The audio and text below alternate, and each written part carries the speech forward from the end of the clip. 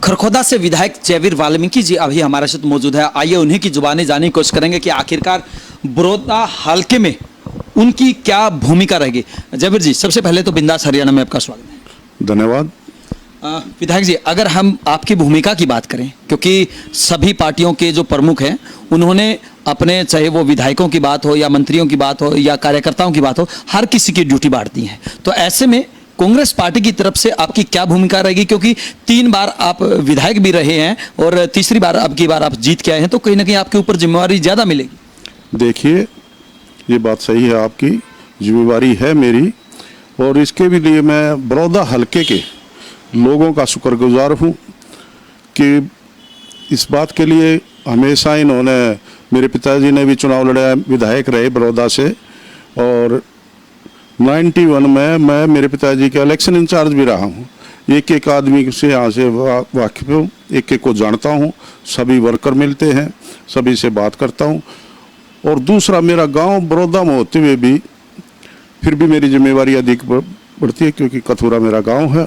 तो इसलिए मैं तो बिल्कुल जिम्मेवारी के साथ कह सकता हूँ कि बड़ौदा हल्का एक ऐसा हल्का है कि जो हमेशा, अगर कोई उसकी थोड़ी मदद करता है तो 100% करने की मदद करते हैं ये लोग। एक बार सभी दर्शकों को हम बता दें, अभी हमारे साथ मौजूद है कांग्रेस के विधायक जयवीर सिंह जी, जो कि खरखोदा से विधायक है, लेकिन इनका जो पुश्तैनी गांव है वो बड़ौदा हल्के के अंदर ही आता है, कथुरा गांव। कथुरा गांव से ये संबंध रखते हैं। विधायक जी, सबसे पहले अगर हम शुरुआत करें तो आपके गांव से ही चलते हैं।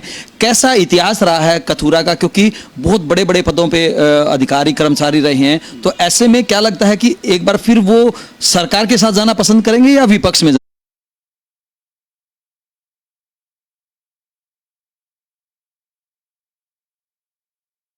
जाना पसंद करेंगे? देखिए, मैं कहना चाहूँगा आपको, ठीक है, आज उपचुनाव की तारीख आ रही है, नज़दीक चुनाव का समय आने वाला है।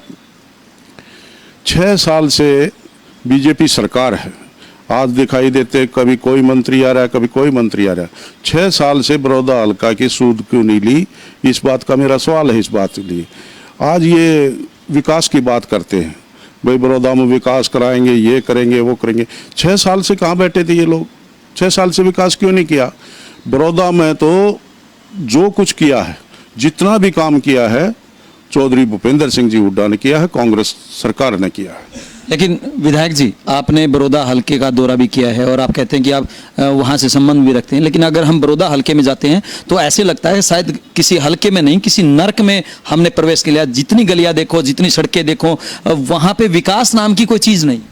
देखिए, वही तो मैं बता रहा हूँ ना, यानी हमारी सरकार में तो काम हुआ, अभी टोटल तो सड़कें टूटी पड़ी है। मैंने भी दौरा किया है, बड़ौदा गाँव, बनवासा, छपरा और ये कैलपा, कथुरा, कई गाँव के मैंने भी दौरे किए हैं। सभी तो सड़कें टूटी हुई है। और बड़ौदा में तो घुसते ही पहला स्टेप इतना बुरा है, स्वास्थ्य केंद्र के पास वहाँ कम से कम 3-3, 4-4 फुट पानी खड़ा है। मैंने शिकायत भी की थी अधिकारी से, लेकिन कोई सूद नहीं लेता। लेकिन विधायक जी, जिसके शीशे के घर हों उनको दूसरों के घरों पे पत्थर नहीं फेंकना चाहिए, ऐसी बातें कही जाती है। और आपने अभी उंगली उठाई है कि 6 साल बीजेपी सरकार को हो गए, उससे पहले 15 साल तक आपकी पार्टी का विधायक था, तब विकास क्यों नहीं करवाया?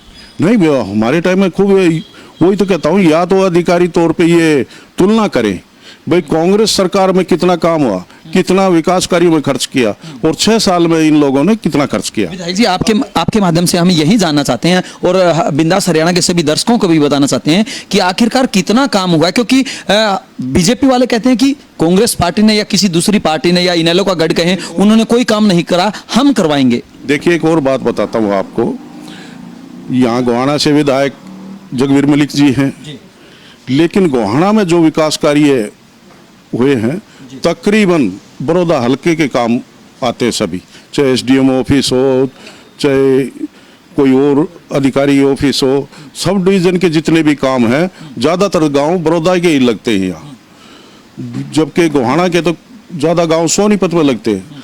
लेकिन सबसे ज़्यादा तो ये काम किसने किए? ये हुड्डा साहब ने किए, चाहे बाईपास बनाए हों, चाहे एक गांव को दूसरे गांव से जोड़े हों, तो सब हुड्डा साहब ने किए हैं ये। बीजेपी ने तो कुछ काम ही नहीं किया। गोहाना में की है, बड़ौदा में। हाँ, गोहाना में, बड़ौदा में भी तो काम किए ना कांग्रेस ने।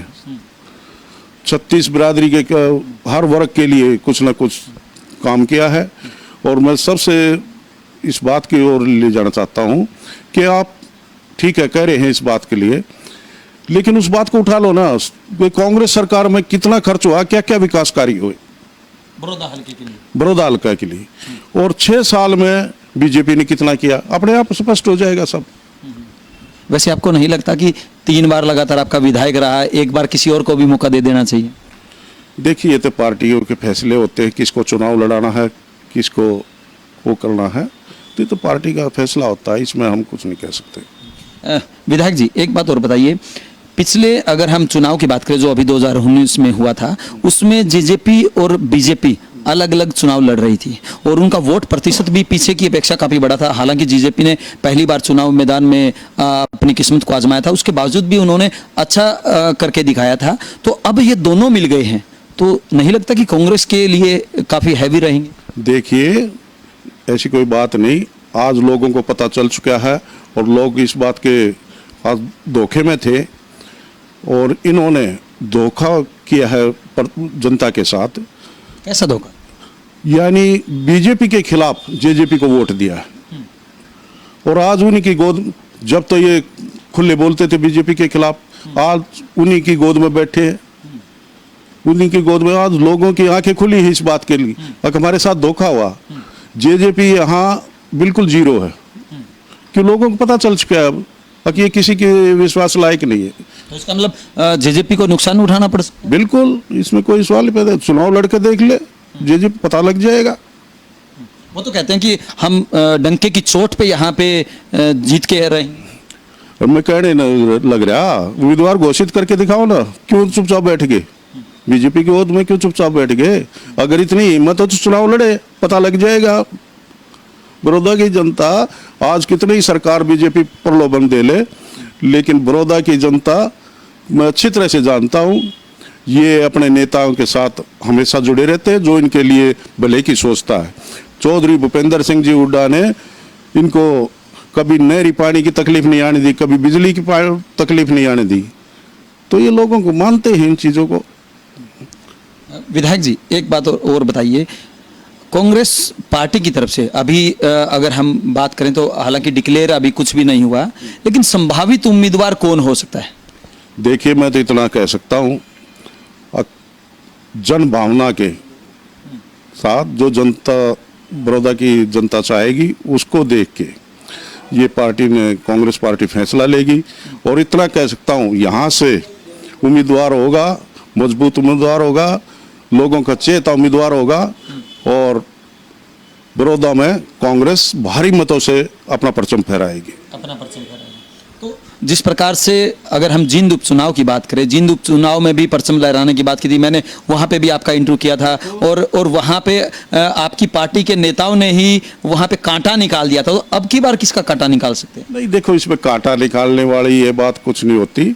ये एक समीकरण बनते हैं चुनाव में किसी में भी, और वो माहौल दूसरा था उस टाइम। लेकिन मैं तो अपने जिले की बात करता हूँ, खासकर सोनीपत की। सोनीपत में हम 5-5 विधायक पहले से बैठे हैं, तो लोगों की भावना जुड़ी हुई, तभी तो हम 2-2, 3-3 बार जीत का आए। उसके बावजूद भी भूपेंद्र सिंह हुड्डा को लोकसभा चुनाव के अंदर हरा दिया जाता? नहीं, देखो, इसमें कई तरह की चीजें हो जाती है। बीजेपी यानी इनकी जो नीति है वो ये किस्म से भाईचारा तोड़ने की नीति रही है, कुछ इस तरह के माहौल बने, तो अभी उसमें ऐसी कोई बात नहीं।